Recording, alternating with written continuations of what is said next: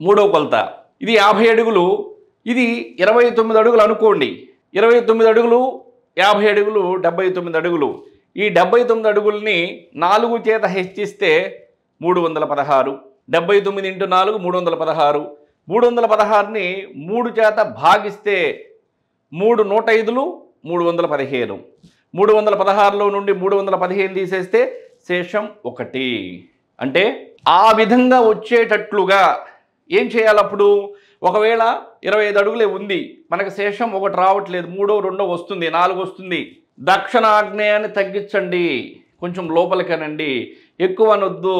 అంగుళాలైన అరడుగు, 6 అంగుళాలైనా అనండి, లేదా అడుగైనా అనండి.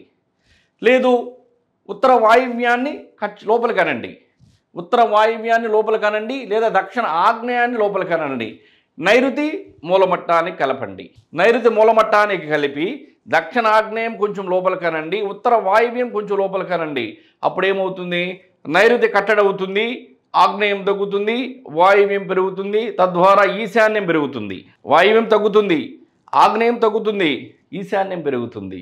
అలా పెంచుకుంటూ ఈ శేషం 1 వచ్చేంత వరకు ప్రహరీ నుండి ప్రహరీకి మధ్య కొలతలు తీసుకొని కనుక మనం ప్రహరీ నిర్మాణం చేసుకుంటే శేషం 1 వస్తే అది జీవభూమి అవుతుంది. ఖచ్చితంగా కూడా ఆ గృహస్థుల్ని ఆ ప్రాకారం కాపాడుతుంది. కాబట్టి వాస్తుశాస్త్రం ప్రకారం ప్రహరీ నిర్మాణం కూడా ఆయంతో భూమి కొలతతో చేయాలి.